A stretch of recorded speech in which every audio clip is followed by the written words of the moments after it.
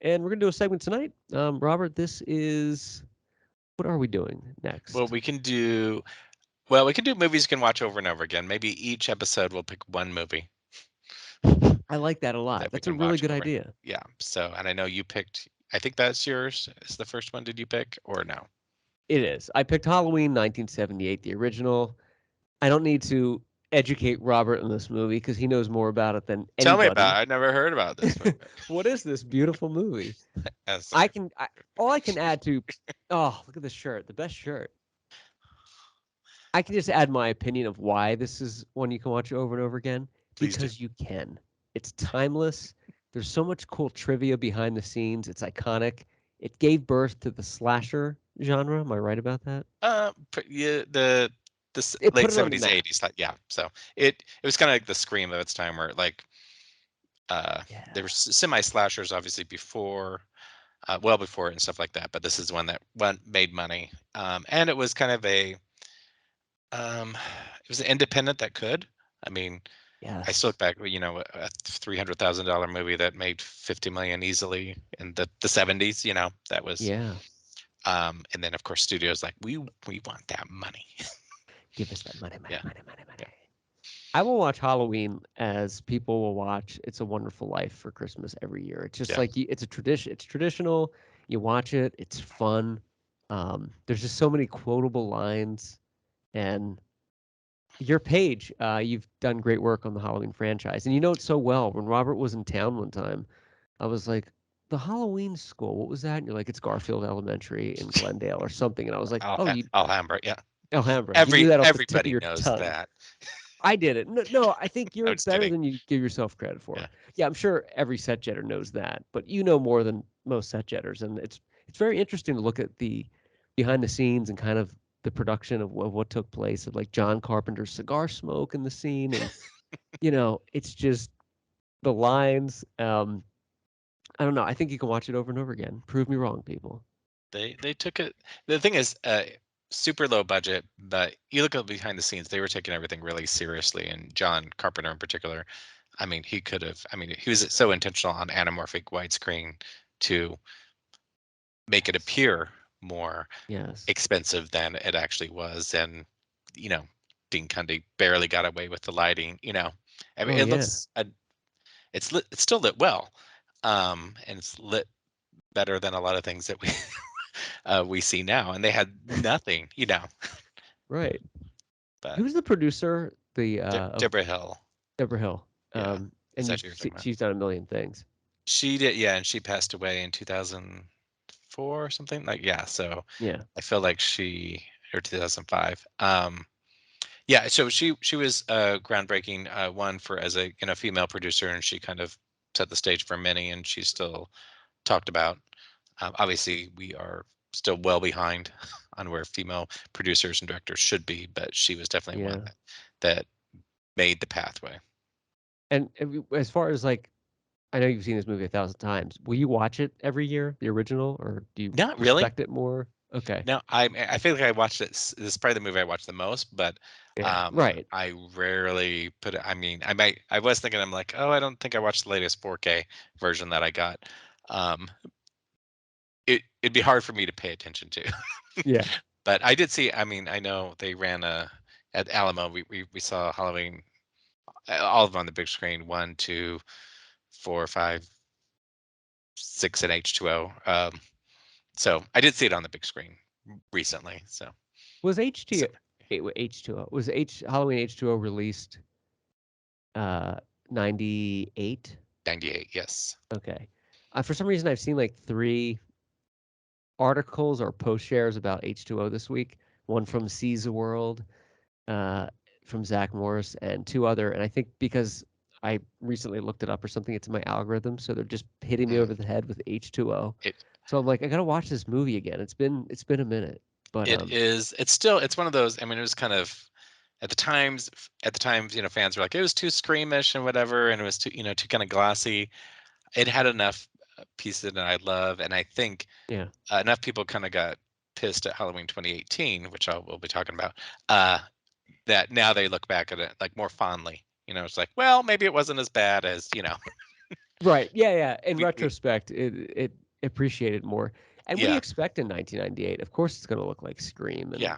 that And feel. they lifted the Scream soundtrack literally verbatim on some scenes, and so that's why, of course, it feels like Right. Scream. It's the same exact soundtrack in some scenes, but Don't uh, forget the scene with Janet Leigh and uh, Jamie Lee Curtis. Talk about that's iconic. one of my favorites. That yeah, and I haven't watched CZ's World video because part of me is like, what are you going to tell me that I don't know? But Right. I know that's the kind of cover, things you miss, that she's driving the car, or version of the car that she died in Psycho, and the license plate is the same. And but yeah, Yeah. so I mean, what a perfect. I think last. I would think that was probably her last role, but last scene with her and Jamie Lee. Yeah. No, for sure. But yeah, so I picked Halloween the original. I think it's great, and Robert needs more shirts with the Halloween logo on there. There's not enough. I know. I was like, I'm going to LA this week, and I'm like, well, which Halloween shirt should I wear for? So cool. Who knows?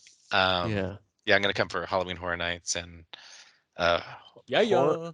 HorrorCon LA, which is a new horror convention. I'm a little skeptical about, but they have such a good lineup that it makes me weary that You it's think not. it's fictitious? I don't know. It's happened before where con isn't just a convention.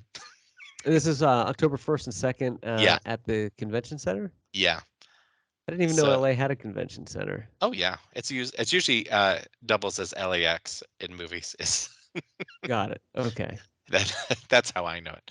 Yeah, I went to LA Comic Con there once a few years ago and stuff like that. So, Oh, but this HorrorCon, like I just happened across it. Nobody's been really talking about it, but they have people there that I really want to meet, and like the Slumber Party Massacre reunion and some others that I've not met before. So I thought, well, I'll go check it out.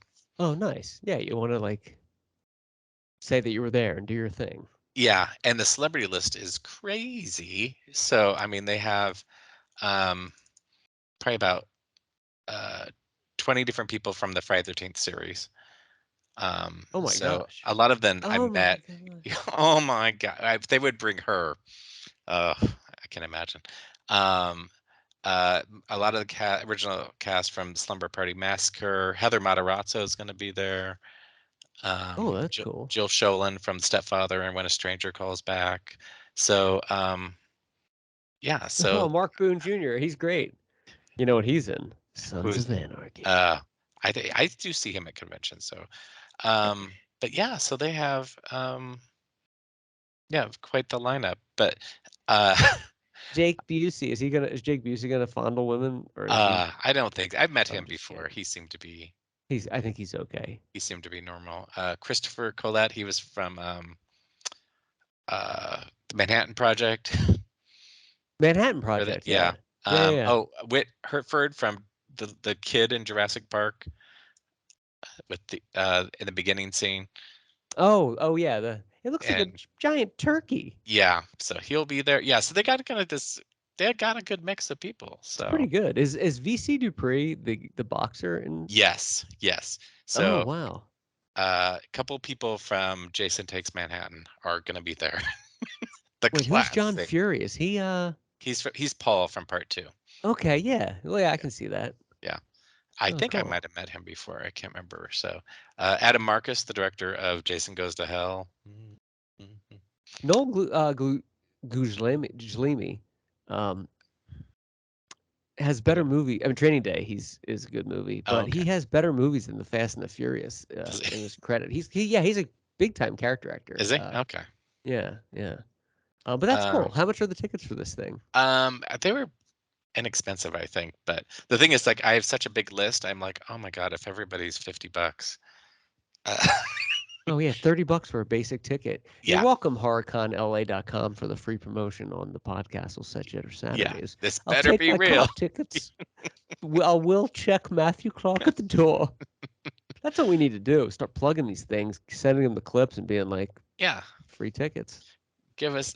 We could set up a table. Exactly. We could do live podcast from. That's what we need to do is a Yeah, booth at one of these, and people will be like, "Who are you?" And I'll be like, "Who the fuck are you?" And they'll be like, "What?" I'll be like, "No, no, no, no. It's okay. It's okay." We're friends. You know what? We could a booth. We could bring our headsets and stuff like that, and whatever. Yeah. And then somebody would like, you're not even plugged into anything. Like Sir, that extension is going into your shoe. Yeah. Yeah, these are the yeah. shoes from Aliens. No, they're not. No, they're Oh, not. there's two guys from Aliens that are going to be there. Ooh.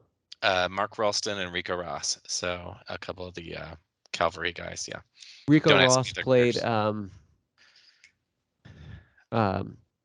I think it was the African American gentleman. yes. I I can't can't remember think his of the name. name, I think but Mark Ralston's like, he had kind of short blondish hair or something like that, yeah. if I remember right. So, Yeah, yeah. but yeah, yeah. So it's like, That's a pretty good lineup, yeah. I think. So hopefully, I do feel like I'll get there. And do you remember Drop Dead Gorgeous when they finally get, at the very end to the the beauty building and it's You like for lease or whatever? And I yeah, feel like I'm gonna show up at the Civic Center. Like, it's oh, gonna be you going to Wally World. I got duped. Yeah. Right. I got you go there and it's Sean Kanan, like, you wanna buy a book? And you're like, yeah, yes. Oh, I did finish Cobra Kai. Oh, what'd you think? It was fine. It's fine. It was fine. It feels too crowded though, right? Well, at some point, well, that's one. I was super excited that now I forgot her name came back from Karate Kid Part 3. The pottery Mhm. girl. Yeah. And I love that. I love their intro because she talked about, she was talking about making a pound of macaroni and cheese. Oh, yeah. Yeah, Yeah, yeah, and she goes, I even got assaulted, and they do the oof, yeah. the kick. Right. I was like, oh, I was. So that was my favorite episode. Is the episode that she That was in. was a fun episode, the bar fight Yep. one. Yeah. Yeah, So it that is funny. it worked. It was like enough. It's not quite the page because remember, like season 2, you're like, we can't wait a year for the next season, Yeah. and now we're like, yeah, well, we know what's coming. Right. We got the jokes and stuff like that. But Yeah. Yeah, I'm with you. It wasn't the page turner. It was fun and it worked. And the actress that plays I can't think of the actress's name, something List, Peyton List, who plays the lead, girl in Cobra yeah, Kai. But she gave an interview recently and she said, I asked the director how old we're supposed to be. And she started questioning the timeline. And it was really smart because you think about it, it came out in what, 2017? at least if not before, 2016? or when it was on YouTube. I can't remember. Yeah. Right. And they're in high school. And she's like, we're all in our mid 20s now. How old, like, are we in college? What's going on? And, they kind of just left it ambiguous for the timeline. But I was like, good Yeah. for you for questioning, like, how old are these kids? They've been in high school for 8 years. Come on, we grew up with Grease, so Right. 34-year-olds The max pink is ladies. is as a senior. Right. The pink ladies. Wasn't Stalker Uh, Channing like 34? 34, yeah, she could literally have been the mother of a 17-year-old almost. But it works. Oh yeah, we didn't question it. So Hey, she looked great for being 34 in the yeah. 70s. Oh, that's true. Yeah. Because think about it. Some of those people that were 30s in the movies, they look like they're 50. Yeah. Because, as time progresses, your people age And better. So, I now vaguely remember, like when you're a freshman in high school, the seniors did seem really old and adult. yeah. And now I see a senior in high school and I'm like, are you in middle school? Like Right. Yeah. How old are you? yeah. Screw you, old man. Get off my lawn. Um, but yeah, so I'm glad you saw Cobra Kai and we Yes. Yep. buttoned So that up. anyway, we're all over the place, but my movie that I can watch over and over again is unsurprisingly Aliens. If I flip it, Yes. it's usually on for the duration. So I So good. I don't know, you just kind of get into that mode. So Yeah, and you crave aliens. Like when you bring up aliens, like you just did, I'm like, oh, I kind of want to watch aliens yeah, again. it's a good level setter of the ways that Yeah. movies should be. And you have to watch aliens before the other films in the franchise because if you don't, all this bullshit that you think is so important for the franchise timeline, you can just kiss all that goodbye. Oh, so Look at good. them, they nail you right to the wall for it. Right to the wall. Oh my gosh. You can really watch aliens I forever. can. Yeah. So Yeah. And I just love who I've grown to like his character is so slimy, but he's so great as Paul Reiser's character, Yeah. where they're like, you're dog meat, pal, and he's like, this is insane. This is, he's very like calm up until the end. Like he plays the corporate asshole like perfectly. Yeah. They're very like, do you hear yourself? He's just a grunt. No offense. We None. manufacture None those, by the taken. way. He's just so like sleazy. I love him. He's just such a great character. He is. So one of the great, not quite villain, but what do you kind of call Yeah, those subtle villains, kind of catalyst villains. So, but anyway, so that's my. If it's on, I'm stuck. So you have to watch it. yeah. Do you think that Lieutenant Gorman, who was fairly cowardly, inexperienced, redeemed himself at the end when he took the grenade out and blew them away? Um, I don't know if quite redeem because it's still a little bit his. It wasn't just his fault, I guess. There were a lot of missteps along the way. Yes. Yeah, I agree. I don't think he 100% redeemed himself, No, but I felt like, you know, he held her you, hand and kind of did the best he could in that situation. you know who they needed was Cherry Jones. They really did. If Cherry Jones was in there, she would have gave a speech and said like some quotes, and it would have been fine. I could see her saying, we're just gonna nuke it from, I could see her. That's what we're gonna do, everybody. It's the only way to be sure.